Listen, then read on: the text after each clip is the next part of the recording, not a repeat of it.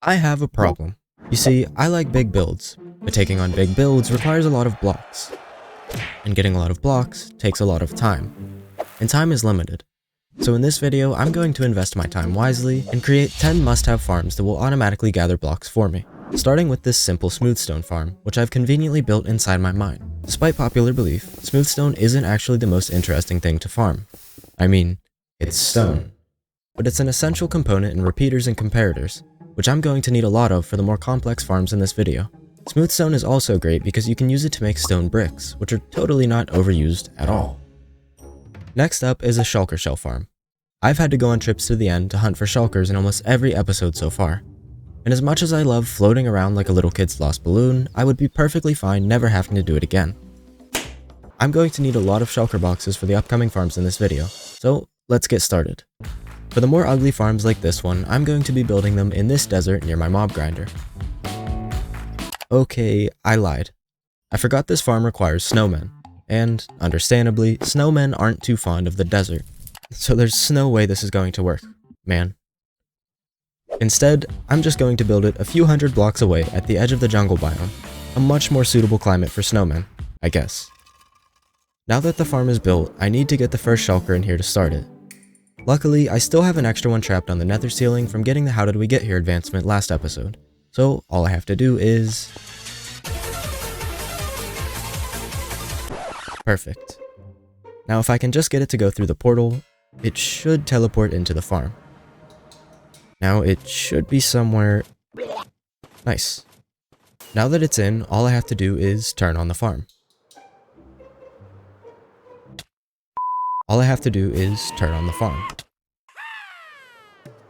And it looks like it's working, but there's one more thing I have to do.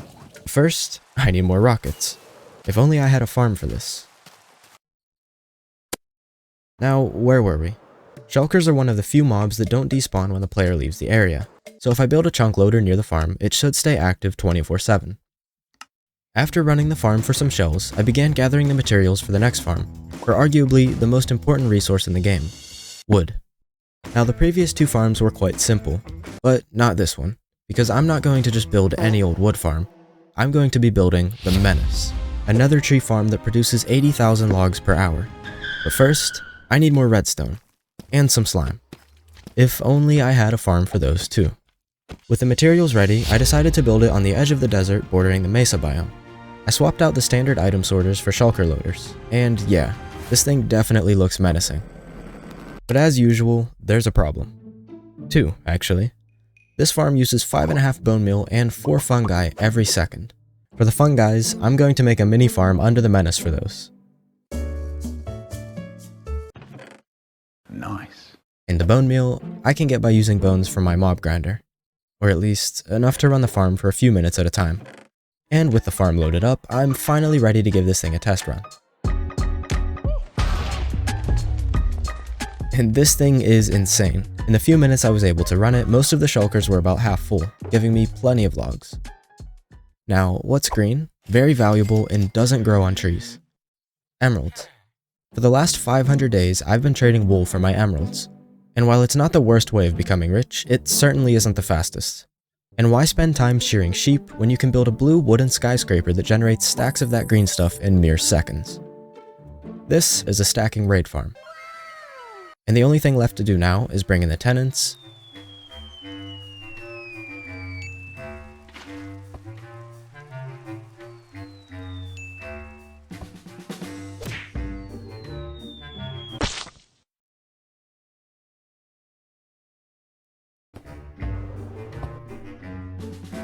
disrespect a neighboring tribe, and start smacking this stickman.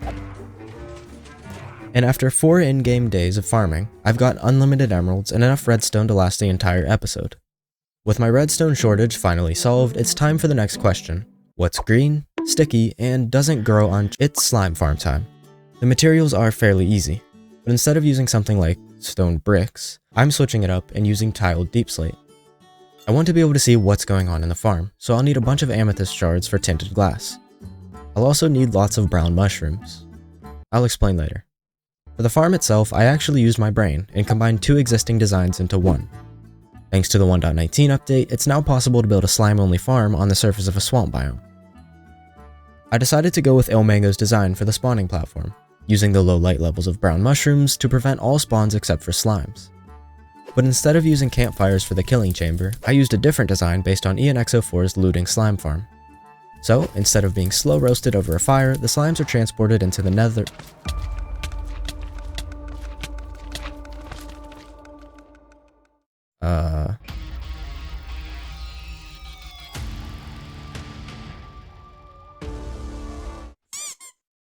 Into the nether, boiled in lava, and sent back to the overworld to the AFK spot, where I can dice them up into bite-sized pieces with my looting 3 sword for extra servings.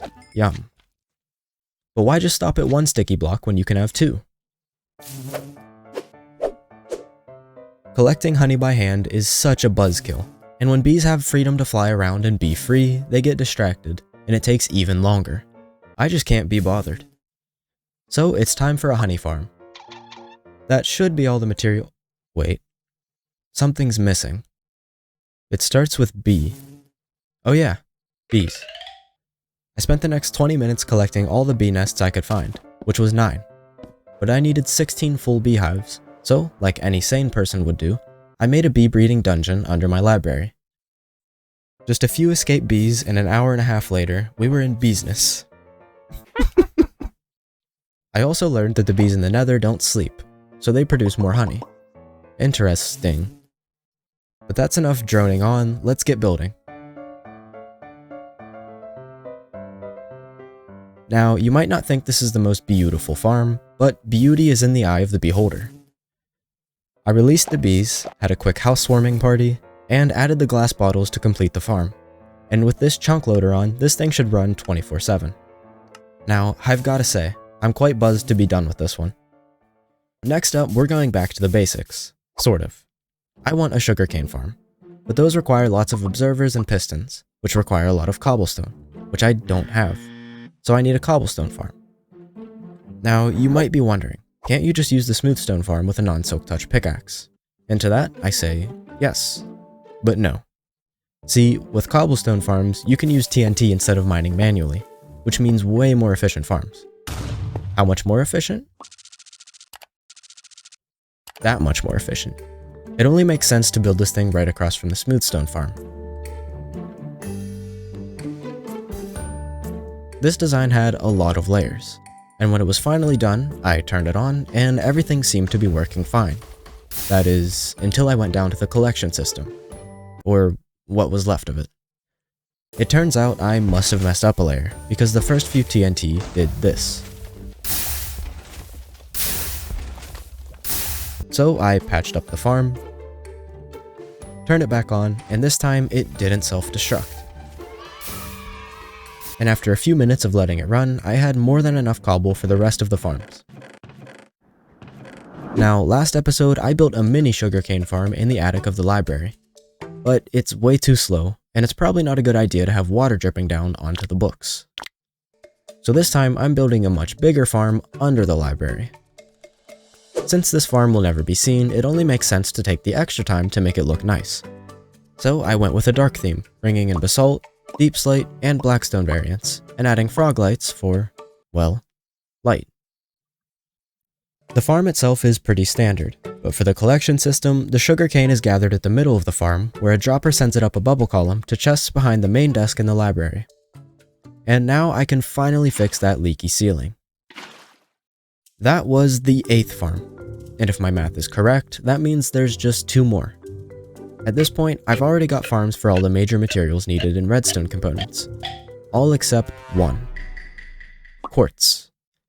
Quartz is needed for comparators and observers, which are used in almost every farm. And after using thousands of quartz in my end transformation video, I'm pretty tired of getting it manually. But in order to farm quartz, I need a bartering farm. And there's no sense in building a bartering farm without a proper gold supply. So I'll be using this design by Dash Pump, which produces over 1,000 gold blocks per hour, but building it requires 10,000 magma blocks, thousands of glass blocks, about 600 obsidian, and quite a few turtle eggs. Not exactly the simplest build, but it'll definitely be worth it. Getting the magma blocks went exactly how you'd expect.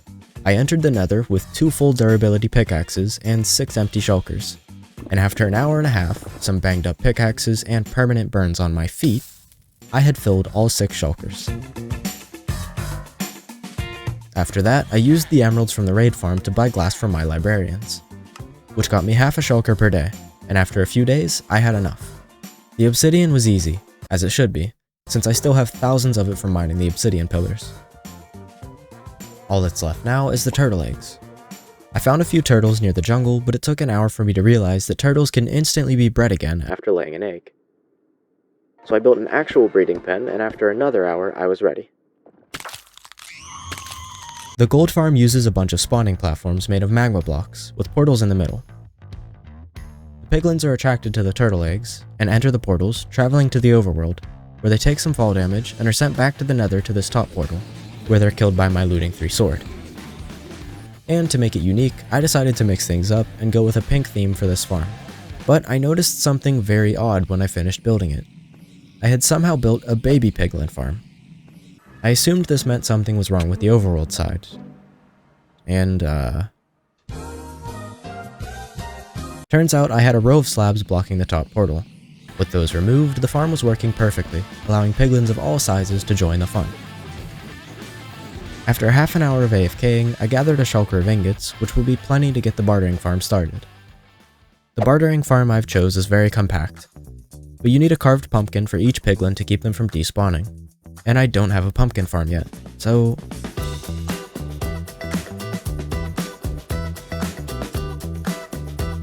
With that sorted, it was time to get to work. I purposely built the gold farm near the edge of a crimson forest, so I could build the bartering farm right next to it. I just need a way down.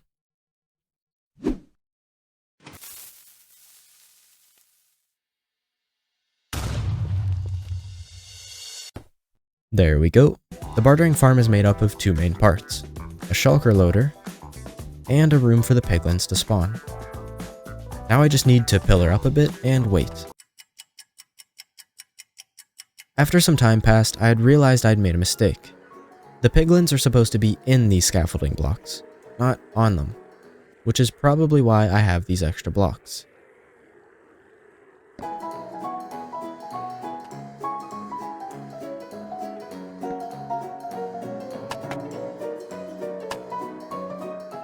With that fixed, I AFK'd some more, fixed another mistake, and AFK'd some more, until all the piglins were ready.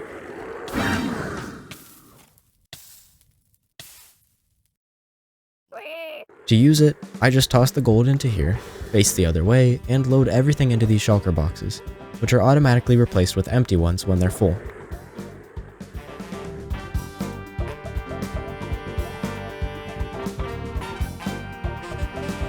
And after that shulker of gold, I've got quite the variety of loot here.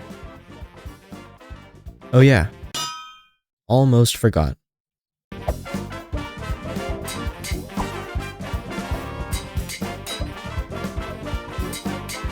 And now that I have all these farms producing all these blocks, what should I do with them?